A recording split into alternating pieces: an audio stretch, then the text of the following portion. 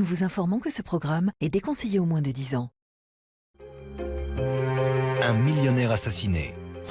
Il a été frappé à mort. C'était un crime très violent. Une épouse aigrie. De nombreuses personnes se sont dit « elle a fini par le faire ». Un amant au passé trouble. C'est digne du roman de James M. Cain, Le facteur sonne toujours deux fois. Deux hommes, l'un très riche, l'autre pas. Une femme. Voilà qui laisse des tas de possibilités. Tout de suite, dans Crime en haute société.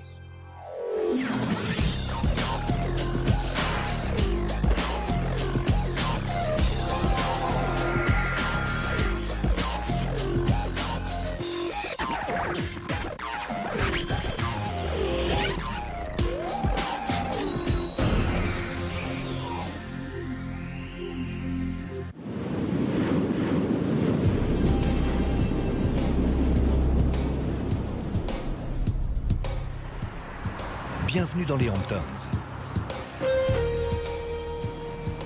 L'élite américaine a toujours aimé venir se ressourcer dans les petits villages qui jalonnent la côte sud-est de Long Island. À ma connaissance, la plus grande criminelle des Hamptons, c'est une femme qui a osé frapper un gardien de parking avec une baguette parce qu'il lui avait mis une amende. Tout bascule le 20 octobre 2001. Un meurtre a été commis pendant la nuit. Il y a plus de 20 ans que cela ne s'était pas produit. Tout s'est déroulé dans cette villa de 6 chambres située sur Middle Lane à East Hampton, à 2 pas de la plage.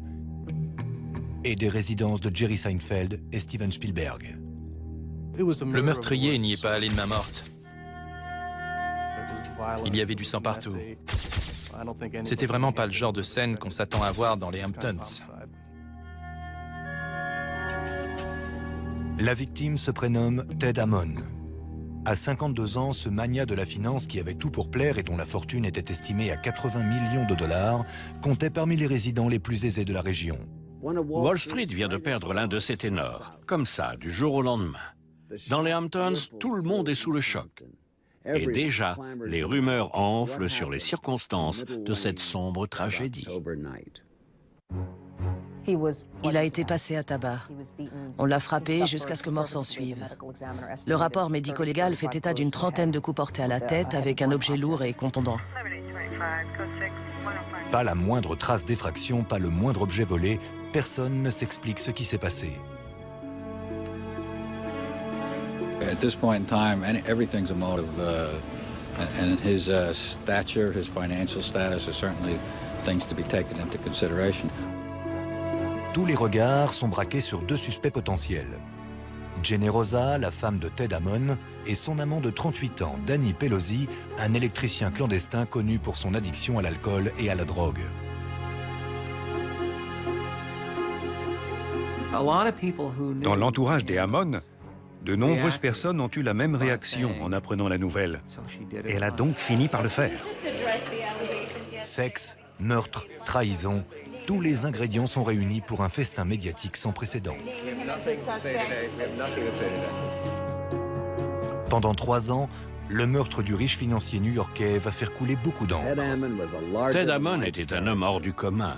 Il était brillant, il était riche. C'était aussi un homme qui, au fait de sa gloire, n'a jamais oublié d'où il venait. Ted Amon grandit dans une famille modeste non loin de Buffalo, dans l'État de New York. À l'université de Bucknell, il étudie l'économie et joue dans l'équipe de lacrosse. Rien ne le distingue de ses camarades, si ce n'est son immense talent. Ted Amon était l'un de ces battants qui, malgré des origines modestes, réussissent à se hisser au sommet. Il a fait ses armes au début des années 80 en s'occupant du rachat d'entreprises. Le jeune Ted gravit les échelons à une vitesse prodigieuse. À 35 ans, il a déjà été nommé associé et ses revenus annuels se chiffrent en millions. C'était quelqu'un qui ne plaisantait pas avec le travail. Il était très pro, très ambitieux. Mais il n'en demeurait pas moins abordable. Ted divorce de sa première épouse en 1983. Contraint de se trouver un nouvel appartement, il prend alors rendez-vous avec l'agent immobilier Jenny Rosa Rand, rendez-vous qu'il oublie aussitôt. Il avait un côté un peu tête en l'air. C'était sans doute l'un des revers de son intelligence. Il était déconnecté, comme a dit l'un de ses amis. Ce genre d'outrage passe peut-être avec son entourage, mais pas avec Generosa. Ça l'a mise très en colère qu'il ne vienne pas au rendez-vous. Elle l'a donc appelé pour lui dire ce qu'elle pensait de lui et apparemment ça a plu à Ted, ce côté un peu culotté. Ted et Generosa se marient 3 ans plus tard, en 1986. Le couple vit alors sur un nuage. Apparemment, au début, tout se déroulait à merveille. Ils étaient très amoureux l'un de l'autre. Sur le plan professionnel, Ted continue de se distinguer, en participant notamment à la plus importante opération financière des années 80, le rachat de la firme R.J.R. Nabisco pour 26 milliards de dollars. En 1992, il donne un nouveau tournant à sa carrière en décidant de voler de ses propres ailes. Il a démarré sa propre affaire, il s'est mis à investir dans de nombreuses sociétés et il a continué à bâtir ainsi sa fortune. Ted et son épouse collectionnent les demeures de rêve. Une villa dans les Hamptons, une maison de ville à Manhattan, dans l'Upper East Side, et un gigantesque manoir baptisé Coverwood, estimé à 6 millions de dollars dans le Surrey, en Angleterre. Le manoir en question compterait entre 50 et 65 pièces, et les seuls frais d'entretien annuels s'élèveraient à 100 000 dollars. Ted Hammond n'en est pas moins un homme généreux. Il était bénévole au Jazz Lincoln Center. Il a signé un chèque de 15 millions de dollars à son ancienne université. Et c'est lui qui finance intégralement les études du fils de son chauffeur. Monsieur Hammond était, selon moi, un homme exemplaire. Generosa, elle, s'est rapidement habituée à sa nouvelle vie. La petite fille qui n'a jamais connu son père est aujourd'hui une femme comblée pour qui le luxe n'a quasiment plus aucun secret. Apparemment, lors d'un séjour en Italie, la mère de Generosa aurait connu un marin italien. Et de cette aventure d'un soir est née une petite fille à qui elle a donné le prénom de Generosa. Generosa n'avait que 10 ans lorsque sa mère est décédée d'un cancer. Les familles d'accueil se sont ensuite succédées jusqu'à sa majorité. À présent qu'elle est mariée et qu'elle mène une vie stable, elle a hâte de devenir mère et de conjurer le passé. Elle convainc donc Ted d'adopter Alexa et Gregory, des jumeaux élevés dans un orphelinat ukrainien. Merveilleux. Alexa et Gregory sont des enfants merveilleux et magnifiques. La petite famille nage dans le bonheur. Mais plus les mois passent et plus l'humeur de Generosa s'assombrit. Elle se montre capricieuse, rejette ses amis sans raison et pique des colères pour les motifs les plus invraisemblables. Un paysagiste m'a expliqué qu'une fois, elle lui avait demandé de planter 600 tulipes dans le jardin de leur villa des Hamptons, des tulipes dont elle avait choisi elle-même la couleur, et que 8 jours plus tard, elle était entrée dans une rage folle et avait tout arraché en disant que ça n'était pas la couleur qu'elle voulait. Ted fait régulièrement les frais de son tempérament volcanique. Je me souviens de 2 ou 3 disputes très violentes. Le soir, quand monsieur rentrait du boulot. La femme de caractère dont Ted était tombé amoureux est devenue impossible à vivre. En 1999, elle décide de s'installer avec les enfants en Angleterre. Ted reste seul à New York. Convaincu que son époux mène une double vie, Generosa engage alors un détective privé. Ses soupçons se sont révélés exacts. Et à partir de là, leur relation s'est rapidement détériorée. Generosa s'est mise en tête que son mari devait sûrement lui cacher bien d'autres choses, notamment au sujet de sa fortune. Elle décide alors de rentrer à New York et de demander le divorce. Pour Ted, les ennuis ne font que commencer. Elle pensait que son époux pesait dans les 300 millions de dollars. Leurs avocats respectifs ont dû effectuer de longues recherches à l'issue desquelles il a été convenu que la fortune de Ted se situait quelque part entre 50 et 80 millions de dollars et que la moitié revenait de droit à Generosa. En attendant que le divorce soit prononcé, Generosa dilapide l'argent de son futur ex-mari. Elle s'est temporairement installée avec les enfants dans une suite du Stanhope, l'un des hôtels les plus prestigieux de la 5e avenue. Car la maison de ville qu'elle vient d'acquérir pour 9 millions de dollars doit être entièrement rénovée. Il fallait revoir toutes les installations, ravaler tous les murs.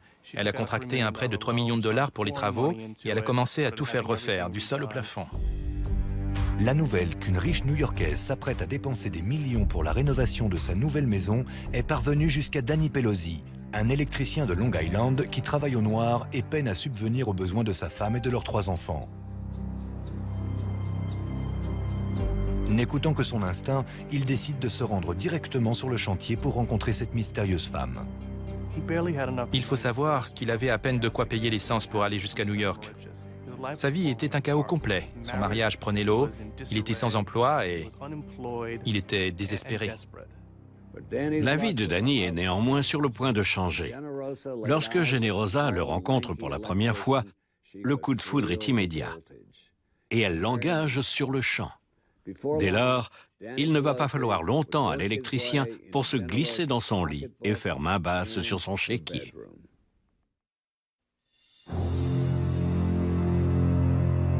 Depuis que le corps de Ted Hammond a été découvert dans sa villa d'East Hampton, la brigade criminelle se refuse à tout commentaire.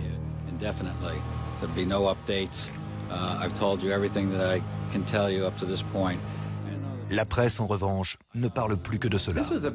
Ce meurtre a fait énormément de bruit. Au cours des semaines suivantes, Middle Lane a été littéralement prise d'assaut par les badauds et les journalistes. L'assassinat d'un milliardaire est du pain béni pour les médias, surtout lorsqu'il s'agit d'un milliardaire sur le point de divorcer et que son épouse fricote avec un électricien sans le sou. Les journalistes ont rebaptisé Generosa et Danny la princesse et le pauvre. La suite de leur histoire n'a toutefois rien d'un conte de fées. Comment une femme de la haute société a-t-elle pu succomber au charme d'un voyou? C'est la question que se posent tous les tabloïds. Il est plutôt bel homme, et j'ai cru comprendre que c'était un grand charmeur. C'est ce qui ressort des témoignages de tous ceux qui l'ont côtoyé. Et puis peut-être Generosa se reconnaît-elle un peu dans cet électricien rustre au passé douteux. Elle a eu une enfance très modeste. Il venait du même milieu. Pelosi était à l'image des gens avec lesquels elle a grandi. L'électricien est également aux antipodes de l'homme qui lui a brisé le cœur. Danny Pelosi incarnait l'ouvrier respectable pour qui la famille passe avant tout et j'imagine que ça lui plaisait d'être avec un homme radicalement différent de celui qui avait osé la tromper. Quoi qu'il en soit, un lien puissant unit les deux amants. L'électricien passe désormais toutes ses journées sur le chantier qu'il dirige intégralement. Et toutes ses nuits dans la suite luxueuse de sa patronne. C'est la revanche parfaite, si je puis dire.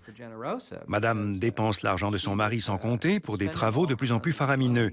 Et l'argent retombe directement dans la poche de son amant. Avouez que c'est un excellent moyen de faire les pieds à son ex.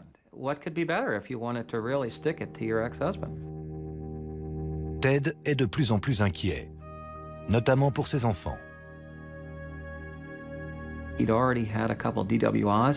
Pelosi avait déjà été arrêté 2 fois pour conduite en état d'ivresse. Et il y avait pas mal de zones d'ombre dans son passé. Il n'était pas vraiment le genre de personne à qui on a envie de confier ses enfants. L'électricien sans le sou découvre un monde dont il n'avait pu que rêver jusqu'ici. Voilà qu'à présent, il distribue des pourboires de $100 au portier du Stanhope et signe des chèques à 3 zéros dans les bars qu'il fréquente avec ses amis, comme le ferait un milliardaire. I got lucky. I met a woman with money, and I met a woman that loves me. Danny Pelosi avait une façon assez étrange de parler de sa relation avec Generosa Hammond, comme s'il avait gagné à la loterie. C'est limite s'il n'utilisait pas les termes « ma cliente » quand il parlait d'elle, comme l'aurait fait un gigolo. À l'aube de l'été 2001, Danny semble avoir entièrement remplacé Ted Hammond. Il vit désormais avec Generosa dans sa villa des Hamptons. Il conduit la voiture de sport de son rival, parfois en état d'ivresse, comme en atteste un procès verbal. Et il s'habille désormais comme un roi de la finance. Danny s'est littéralement métamorphosé en Ted, avec une rapidité pour le moins étonnante. Octobre 2001. Les avocats de Ted et Generosa Hammond sont finalement parvenus à un accord. La fortune de l'entrepreneur a été estimée à 46 millions de dollars après déduction des impôts. Generosa en réclame la moitié, ainsi que la garde partagée des enfants. Il n'y avait plus qu'à signer les papiers et terminer. Ils allaient enfin pouvoir tourner la page et passer à autre chose. Ted est soulagé et a retrouvé le sourire. Il a une nouvelle petite amie et semble bien décidé à reprendre sa vie en main. Il était de nouveau confiant en l'avenir. Le pire était désormais derrière lui. Il avait 52 ans, il était rayonnant, encore bel homme. D'une certaine façon, le meilleur restait à venir. Le samedi 20 octobre 2001, Ted quitte Manhattan et met le cap sur East Hampton, où il espère passer un week-end tranquille dans sa villa. Il dîne dans son restaurant préféré, où il commande un steak de thon et quelques verres de vin blanc. Puis il part se balader sur la plage, d'où il appelle sa petite amie avec son téléphone portable.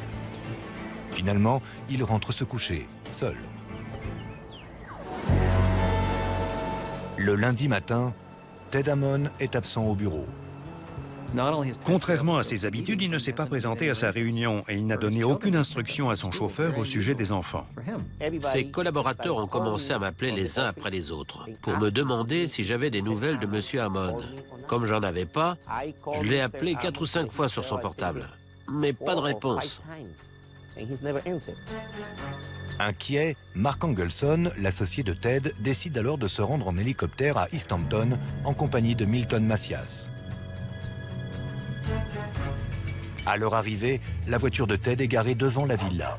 Et dans le jardin, ses 3 chiens aboient sans cesse. La porte du garage est ouverte et l'alarme est éteinte. Les 2 hommes pénètrent alors dans la maison. Ted, Monsieur Hammond. Aucune réponse, ils décident alors d'inspecter les chambres. Ted. Toujours pas de réponse. Et là, son associé me dit, Milton, c'est pas normal, j'aime pas ça du tout. Finalement, ils trouvent le corps de Ted dans la suite parentale. Sa pince à billets qui contient 1 800 $ est restée sur le comptoir de la cuisine. C'était la preuve qu'il ne s'agissait pas d'un cambriolage. La manière dont il a été tué prouvait également qu'on n'avait pas affaire à un voleur. La victime a reçu une 30aine de coups à la tête. Ça ressemble davantage à une vengeance. Le tueur en voulait personnellement à Ted Hammond. Peu de temps après le meurtre de Ted Hammond, j'ai été contacté par sa première épouse, Randy Day. Nous nous sommes rencontrés au café du Waldorf Astoria. 20 ans avaient passé depuis leur divorce, mais Ted et elle étaient restés bons amis. Elle était anéantie et en colère. Son ex-mari lui avait confié « Cette femme ne sera pas satisfaite tant que je ne serai pas mort ». 48 heures plus tard, il était mort. La police souhaiterait interroger la veuve de Ted et son amant. Mais bien qu'ils affirment disposer d'un alibi solide, tous deux refusent de répondre aux enquêteurs. Generosa a préféré engager un avocat spécialisé dans les affaires criminelles. Pourquoi? On peut imaginer qu'elle l'a fait à titre préventif, car elle savait pertinemment ce qu'allaient lui demander les enquêteurs. Mais ce n'est qu'une supposition. Après avoir fait grand bruit, le meurtre de Ted Hammond semble à présent relégué au second plan. Le testament du défunt n'a toutefois pas encore été ouvert. L'affaire est sur le point de rebondir. On a découvert que son testament n'avait pas été réactualisé depuis 1995. Notez bien qu'il l'aurait sûrement été une fois le divorce prononcé. Mais les papiers du divorce n'ont pas été signés. Le testament n'a pas été modifié.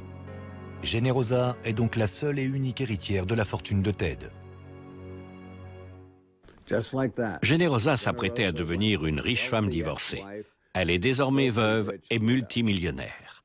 La bienséance voudrait qu'elle fasse profil bas. Mais Madame Hammond et son antipathique amant se fichent éperdument du qu'en dira-t-on.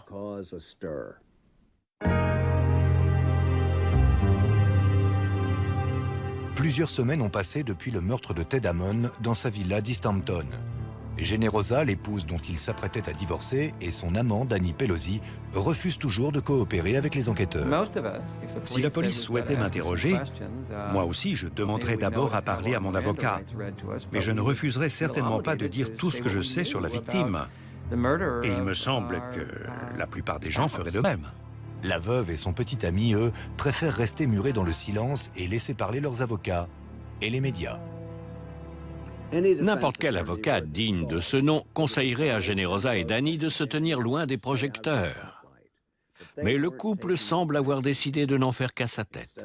3 mois seulement après l'assassinat de Ted, les voilà qui convolent en justes noces. La stupeur est à son comble. Ahurissant. On peut dire qu'elle s'est rapidement remise de la disparition tragique de son mari. Danny, lui, a attendu la veille de son remariage pour divorcer de sa première épouse. C'est choquant. Et ce qui m'étonne, c'est que leur prestigieux avocat les ait laissés passer à l'acte, alors qu'il était évident que ça allait attiser la suspicion et déclencher des foudres médiatiques. Pour échapper à la curiosité des journalistes, Generosa, Danny et les jumeaux décident de déménager à Coverwood, en Angleterre. L'ancien électricien a rapidement adopté des goûts de luxe. La rumeur raconte qu'il dépense des millions de dollars en bateaux, en voitures et en voyages pour lui et ses amis. Il est certain que l'argent lui facilitait la vie. Une fois, il s'est offert une virée à Las Vegas avec plusieurs centaines de milliers de dollars en poche. Et sur les conseils de Generosa, il a tout misé en une seule fois au blackjack. Mais toutes les bonnes choses ont une fin. 1 mois après son mariage, Danny Pelosi est condamné par un tribunal de Long Island pour conduite en état d'ivresse. Les autorités profitent de l'occasion pour lui confisquer son passeport et l'empêcher de quitter le territoire jusqu'à nouvel ordre. With all respect to the press and your diligence, we have no comment at this point. Les journalistes refusent néanmoins de lâcher prise. Hi, are you Danny Pelosi? Are you Danny Pelosi? You know I'm Danny Pelosi. Get out of here. Ses avocats lui ont demandé de garder le silence. Mais c'est plus fort que lui. Did you do anything at all ever to hurt Ted Ammon? Never. Never. What happened to Mr. Ammon is a sin. And whoever's liable for it has a big penance to pay. Who could have killed Ted Ammon? If I had that answer, I'd give it to you. Because there's more pressure on me than anybody here. Anybody in the whole story. Yeah? It all comes down to me. Danny Pelosi adorait toute cette attention médiatique. Et à la limite, tant pis si on l'accusait d'avoir commis un meurtre horrible. Tout ce qui lui importait, c'était qu'on parle de lui. Generosa est elle aussi de retour à Long Island. Elle vit désormais avec Danny à Center Moriches, loin des villas feutrées des Hamptons. Les nouveaux mariés se font rapidement remarquer par leur penchant prononcé pour l'alcool et leurs disputes aussi violentes que fréquentes. C'est digne du roman de James M. Cain, le facteur sonne toujours 2 fois. Ce couple qui sombre et se déchire, et dont on ne sait si c'est à cause de la culpabilité qui les ronge, ou tout simplement parce que c'est dans leur nature. La descente aux enfers de Generosa ne fait que commencer. En mai 2002, victime d'évanouissements de plus en plus fréquents, elle consulte un médecin. Le diagnostic est sans appel. C'est un cancer du sein et il faut entamer une chimiothérapie au plus vite. Danny, lui, est condamné à 1 an de prison ferme pour conduite en état d'ivresse. En juin 2003, il est de nouveau libre. I'd like you guys just to respect me today. It's been a long road. I want to get home to my children, to my wife. Qu'il le veuille ou non, la trêve médiatique sera de courte durée. De nouveaux éléments viennent de surgir dans l'affaire Ted Ammon et les enquêteurs le tiennent à l'œil. Pas d'armes sur les lieux du crime, pas de témoins, pas d'aveu direct. Il a donc fallu ruser pour contourner tous ces obstacles et réussir à monter un dossier solide. Ça a pris du temps, mais la police a fini par trouver ce qu'elle cherchait. Les enquêteurs ont découvert que Generosa et Danny avaient secrètement installé un système de vidéosurveillance ultra sophistiqué dans la villa des Hamptons pour surveiller Ted. Dans vidéosurveillance, il y a vidéo. Ça voulait dire qu'il existait des images sur lesquelles on voyait le tueur pénétrer dans la suite parentale. Seulement voilà, le disque dur du système de vidéosurveillance a mystérieusement disparu. On peut en déduire 3 choses. 1, quelqu'un connaissait l'existence de ce disque dur. 2, cette personne savait comment le débrancher. Et 3, elle savait qu'il contenait des images du tueur. Ça resserre le champ des possibilités. L'enquête semble progresser aussi vite que la santé de Generosa se détériore. Consciente que ses jours sont comptés, elle rédige un nouveau testament. Danny ne fait pas partie des bénéficiaires. L'ancien électricien aura droit à une simple donation, une sorte de bonus pour bons et loyaux services. Generosa et Danny se sont mis d'accord sur la somme de 2 millions de dollars, une somme destinée à payer les frais d'avocat de Danny s'il venait à être mis en examen. Generosa se sépare de Danny en juin 2003 et décide d'emménager avec ses enfants dans la villa d'East Hampton. Elle décède un mois plus tard. Son testament révèle qu'elle a choisi de léguer sa fortune aux jumeaux et, aussi étrange que cela puisse paraître, à la Hammond Foundation, créée par son ex-mari.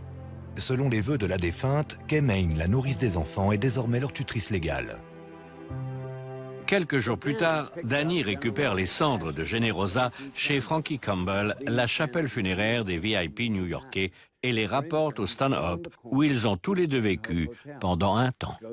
Il s'installe au bar de l'hôtel, commande une bière et un Cosmopolitan, le cocktail préféré de Generosa, et porte un toast à la défunte. Un photographe présent dans la salle immortalise l'instant. Danny Pelosi est de retour sur le devant de la scène. Depuis la mort de Generosa, la police a fait de Danny Pelosi son suspect numéro 1 dans l'affaire Ted Hammond. Il avait toutes les raisons de vouloir l'assassiner et il était l'une des personnes les mieux placées pour commettre un tel crime. L'accusation parviendra-t-elle à fournir suffisamment de preuves de la culpabilité de Danny Pelosi? Pour l'heure, rien n'est moins sûr. Les audiences débutent en juin 2003. 9 mois seront nécessaires pour entendre les 60 témoins cités à comparaître. On a eu beaucoup de mal à réunir les preuves et à rassembler les témoins. Personne ne voulait nous parler. Contre toute attente, ce ne sont pas les témoins qui vont permettre de faire le jour sur toute l'affaire, mais l'accusé lui-même. Danny Pelosi n'a jamais réussi à tenir sa langue, et cette fois, il va le payer très cher. Il est assez vantard et c'est quelqu'un qui parle beaucoup. Finalement, il était son pire ennemi. Plusieurs témoins affirment avoir entendu l'ancien électricien déclarer qu'il avait ou qu'il envisageait de tuer Ted Hammond. D'après James Nicolino, l'ami qui l'avait mis en contact avec Generosa lorsqu'elle faisait rénover sa maison de Manhattan, Danny lui a avoué vouloir tuer Ted un an avant les faits, un soir où ils prenaient un verre ensemble. Pelosi aurait déclaré à Nicolino « Je veux l'argent de Generosa et je l'aurai quel que soit le prix à payer.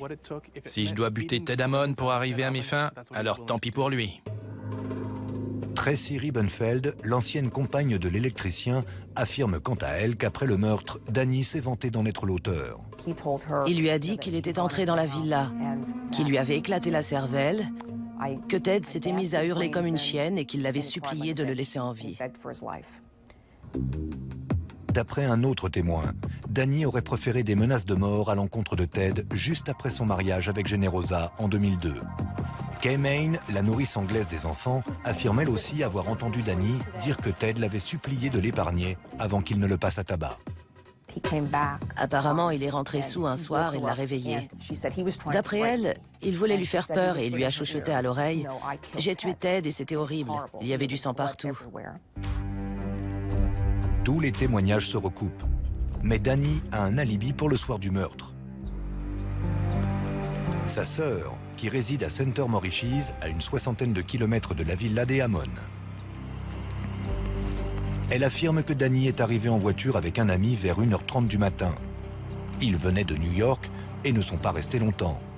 Il est allé dans le grenier, il s'est emparé d'un objet qui s'y trouvait, puis il a dit à sa sœur qu'il ressortait pour acheter de la bière. Il est remonté dans sa voiture, il était 2h du matin.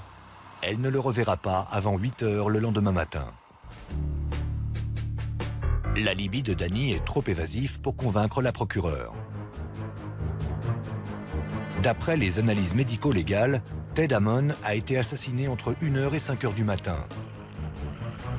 Danny a très bien pu quitter le domicile de sa sœur à 2h, effectuer le trajet de 45 minutes jusqu'à la villa d'East Hampton, tuer Ted et revenir chez sa sœur avant l'aube. L'alibi de Danny est contestable. Quant au témoignage de sa sœur, il est pour le moins accablant. Danny portait une veste en cuir. Lorsqu'elle l'a pris dans ses bras pour lui dire au revoir, elle a senti quelque chose de dur à l'intérieur de la poche. Elle lui a donc demandé ce qu'il cachait et il a répondu « Ce n'est rien, t'inquiète pas, va te coucher ». Le témoignage du père de Danny est tout aussi troublant. La question que son fils lui a posée le lendemain du meurtre de Ted ne cesse de l'obséder. Danny est allé le voir et lui a demandé « Si tu voulais te débarrasser d'un objet ou le cacher de manière à ce que personne ne le retrouve jamais, tu t'y prendrais comment ?» Bien qu'elle ne dispose d'aucune preuve tangible, la procureure décide de porter plainte sur la seule foi des témoignages récoltés lors des audiences. Quand on ne peut pas s'appuyer sur des preuves tangibles comme l'arme du crime, ou sur un aveu, ou sur les déclarations d'un témoin oculaire, il faut rassembler un maximum de témoignages accablants, et c'est ce que la procureure a fait. Les gens qui ont témoigné n'ont pas vu Pelosi tuer Ted Hammond de leurs propres yeux, mais ils lui ont tous parlé, et ils l'ont tous entendu dire qu'il était l'auteur du crime. Le 23 mars 2004, près de 2 ans et demi après le décès de Ted Hammond, Danny Pelosi est mise en examen pour meurtre sans préméditation. Pour tenter d'échapper à la réclusion à perpétuité avec une période de 25 ans de sûreté, il engage Gérald Schargel, un avocat spécialisé dans les affaires criminelles. Gérald Schargel a fait les gros titres à plusieurs reprises, notamment au début des années 1990, lors du procès de John Gotti, un parrain notoire contre le gouvernement américain. Ses honoraires ne sont pas à la portée de toutes les bourses, mais Danny Pelosi dispose de 2 millions de dollars, cadeau de Generosa. La procureure va devoir affronter des ténors du barreau qui ne lui feront aucun cadeau. Mais elle a plus d'un atout dans sa manche, comme elle s'apprête à le prouver à l'ouverture du procès. We have 2 additional witnesses that we expect to testify, and that those witnesses had direct admissions from the defendant in this murder. Direct admissions from the defendant. Janet Albertson détient une bande audio de 40 heures de conversation enregistrées en cachette entre Danny et un prisonnier, un certain Clayton Moultrie, à qui l'ancien électricien a demandé de tabasser un témoin et d'intimider les jurés. Il lui a proposé le marché suivant, 500 $ par dent cassée et un bonus pour les mâchoires. Moultrie a préféré tout déballer à la police dans l'espoir de voir sa peine réduite. C'est lui qui a enregistré la conversation à l'aide d'un micro caché. Pelosi avait dit à Moultrie qu'il rêvait de briser tous les os de cet enfoiré et qu'il l'avait tabassé avec une batte de baseball. Toujours d'après Moultrie, Pelosi a eu des paroles menaçantes envers les enfants de la procureure après avoir lu un article sur eux dans le journal. Il a montré le journal en question à Moultrie. Apparemment, il avait surligné l'article qui parlait de mes enfants et il a proféré des menaces verbales à leur encontre. Les rebondissements s'enchaînent, mais le plus improbable de tous reste à venir. Les confessions brûlantes d'un nouveau témoin pourraient bien faire basculer toute l'affaire. La saga continue. Le procès de Danny Pelosi débute le 13 octobre 2004, près de 3 ans jour pour jour après le meurtre de Ted Hammond dans sa villa d'East Hampton. L'ancien électricien est accusé d'avoir assassiné le millionnaire pour faire main basse sur l'intégralité de sa fortune. Pourquoi se serait-il contenté des 25 millions de dollars qu'allait recevoir Generosa après le divorce alors qu'il pouvait rafler le double? La cupidité a ses raisons que la raison ignore. Il a vraisemblablement commis ce meurtre pour l'argent. C'est la seule chose qui l'intéressait depuis le début. Il voulait leur argent. Il voulait tout leur argent. Janet Albertson est la première à reconnaître que son accusation repose uniquement sur des présomptions. Pas d'arme du crime, pas de témoins oculaires, pas de traces ADN. J'étais néanmoins confiante. Nous disposions d'autres preuves accablantes dont je savais qu'elles pouvaient convaincre un jury composé de 12 citoyens sans connaissance juridique particulière. Mais chaque fois que l'accusation présente un témoin à la barre, la défense fait tout pour les discréditer. Ils ont reproché à Clayton Moultrie de vouloir acheter sa sortie de prison. Ils ont reproché à Tracy Ribbenfeld d'être aigri et de vouloir se venger de son ancien compagnon. Et ils ont reproché à James Nicolino d'avoir présenté Danny à Generosa. L'accusation dispose toutefois d'au moins une preuve tangible. L'autopsie a révélé la présence de marques attribuées à un pistolet à impulsion électrique sur le corps de la victime. Pour Janet Albertson, cela ne fait aucun doute. Ted étant plus grand et plus fort que Danny, ce dernier devait trouver un moyen de le neutraliser. Et il se trouve que Danny possède au moins un pistolet de ce genre qu'il utilise régulièrement sur ses amis pour s'amuser. J'avais entendu dire qu'il les utilisait sur ses collègues. Je lui ai demandé s'il trouvait ça drôle, il m'a répondu oui, c'est drôle. 6 semaines et 41 témoignages plus tard, c'est au tour de la défense de prendre la parole. L'avocat de Danny Pelosi en est convaincu. Ted Hammond avait des penchants gays et menait une double vie. Il a donc pu être assassiné par un de ses amants. Et pour appuyer sa thèse, la défense dispose d'un témoin. Il s'appelle Sam Wagner et est un des amis des anciens voisins de Ted Hammond. Il affirme avoir rencontré Ted en train de faire son jogging un matin en mai 1999. Sam Wagner aurait alors proposé à cet homme qu'il ne connaissait pas de faire plus ample connaissance. L'homme aurait accepté et Sam Wagner lui aurait fait une fellation derrière un buisson, sans même lui avoir donné son nom ni demandé le sien. He wasn't introduced to me before. I had no idea who this man was that I was with, but when I saw his photograph in the newspaper, I knew it was him. La défense a réussi à semer le doute. C'était déjà une histoire compliquée, mais là, l'affaire a littéralement basculé dans le caniveau. Personne n'aimerait voir sa vie privée déballée ainsi dans une salle d'audience devant des dizaines de personnes. La théorie de la défense selon laquelle Ted Hammond a pu être assassiné par l'un de ses amants n'est peut-être pas si fantaisiste que ça. Après tout, Ted était nu lorsque son corps a été retrouvé et les draps du lit avaient été retirés. Pourquoi avoir fait disparaître les draps? Peut-être pour éliminer des traces de sperme. Le dernier appel téléphonique passé par Ted la veille du meurtre est également étrange. Dans un message laissé à sa petite amie à 21h44, il explique qu'il a échoué sur une plage gay en se baladant et qu'il ferait mieux de rentrer rapidement. Comment Ted Hammond pouvait-il ignorer qu'il s'agissait d'une plage gay? C'est la plage gay la plus connue des Hamptons. Promenait-il seulement ses chiens ou cherchait-il une conquête? Pour la défense, la réponse est évidente. D'après les avocats de Pelosi, Ted Hammond menait une double vie et ils se sont servis de ce message téléphonique pour appuyer leur théorie selon laquelle il lui arrivait d'avoir des rapports sexuels clandestins avec des hommes. Ils ont ainsi laissé entendre au jury que la nuit du meurtre, il était probablement rentré de la plage avec un homme qui, pour une raison X, avait fini par l'assassiner. En seulement 5 jours, les avocats de Danny Pelosi ont réussi à semer le doute dans l'esprit des jurés. Mais le procès n'est pas terminé. Le prévenu n'a toujours pas été invité à témoigner et ses déclarations pourraient bien jeter un nouveau pavé dans la mare. Sur le moment, j'ai cru qu'il s'agissait d'une blague. Mais l'avocat de la partie adverse m'a fait signe que non. Je n'en revenais pas qu'il ose lui donner la parole. Danny Pelosi, lui, était tout fier de lui. Il avait le sourire jusqu'aux oreilles et je lisais sur ses lèvres « Si, je vais témoigner ». La guerre est déclarée entre le procureur et l'avocat de la défense. Danny Pelosi va-t-il réussir à garder son calme ou va-t-il une fois de plus se prendre les pieds dans le tapis et dévoiler au jury son vrai visage? Jusqu'ici, Danny Pelosi s'est montré serein. On l'a vu faire des clins d'œil aux jurés, plaisanter avec les témoins, répondre aux questions des journalistes. Il va maintenant devoir affronter la procureure Albertson. J'avais hâte qu'il se présente à la barre. J'avais hâte qu'on me laisse m'amuser un peu avec lui. Tout le monde attendait ce moment avec impatience. La procureure enragée et déterminée contre un Danny Pelosi, ne cachant pas sa haine envers elle. Autant dire que toute la salle était en ébullition. L'interrogatoire va durer 5 heures. L'ambiance est électrique, mais le prévenu continue de clamer qu'il n'était pas intéressé par l'argent de Ted Hammond, qu'il ne l'a pas assassiné, et que tous les témoins auxquels il aurait soi-disant confessé le crime ne sont que des menteurs. Danny Pelosi semble bien parti pour décrocher l'Oscar du meilleur comédien de l'année. Le macho vantard a décidé de jouer les maîtres zen. Mais le jury n'est pas dupe. On sentait bien, malgré tout, qu'il avait chaud sous sa veste.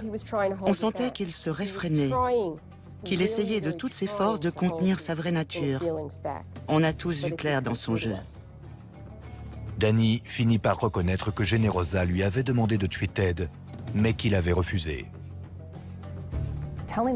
Dire au jury « elle m'a demandé de tuer son mari », c'est plus une preuve de culpabilité que d'innocence. À ma connaissance, il n'existe pas de hotline pour aider les riches épouses de l'Upper East Side qui souhaitent se débarrasser de leur mari. Alors comment faire? Generosa, elle, n'a pas eu à aller très loin pour se trouver un homme de main. Elle en avait un dans son lit. Le lendemain, durant le réquisitoire, l'avocat de Danny Pelosi laisse entendre que l'assassin de Ted ne peut être que son épouse. Une théorie qu'il s'empresse d'exposer à la presse à la sortie du tribunal. Generosa was a person filled with rage and hatred. Danny Pelosi testified the day before yesterday that she asked him to murder Ted Ammon and he refused. So I think that Generosa Ammon is actually someone to consider. Le jury n'est toutefois pas convaincu. L'amant gay, ça n'a pas fonctionné. Alors on va tout mettre sur le dos de la veuve. Vers la fin, on aurait dit que la défense ne savait plus quoi inventer. Le jury s'est accordé le week-end pour délibérer. L'heure est venue pour lui de rendre son verdict. J'ai assisté à des audiences où il y avait beaucoup de brouhaha. Mais le jour du verdict, plus un bruit. Tout le monde retenait son souffle. Lorsque nous sommes entrés dans la salle pour rendre notre verdict et déclarer Danny Pelosi coupable, on tremblait tous des pieds à la tête. Des pieds à la tête. À l'annonce du verdict, Danny Pelosi, l'homme que personne n'a jamais réussi à faire taire, sombre dans le silence. Il s'est mis à pleurer, il a enfoui son visage dans ses mains, comme s'il venait de subir une immense défaite. Même le plus grand des comédiens ne peut pas lutter contre une telle abondance de preuves. Il n'a pas été condamné à cause d'une preuve en particulier, mais à cause d'un ensemble de preuves qui, mises bout à bout, ne laissaient aucun doute. Finalement, Janet Albertson n'a fait que peindre le tableau. Danny Pelosi, lui, y a apposé sa signature. 1 mois et demi après le verdict, Danny Pelosi est condamné à la réclusion à perpétuité avec une peine de sûreté de 25 ans. J'ai réussi à faire condamner le coupable et j'avais hâte qu'on l'enferme dans une cellule où l'on n'entendrait plus jamais parler de lui. On lui a accordé suffisamment d'attention comme ça pendant des années, qu'on le laisse croupir derrière les barreaux comme il le mérite. Nous ne saurons jamais exactement quel rôle Generosa a joué dans la mort de son mari. Était-elle qu'un pion qui s'est laissé manipuler par Danny? Ou était-ce elle qui tirait les ficelles? Le secret repose à jamais dans sa tombe. C'était Dominique Dunn. Merci de nous avoir suivis.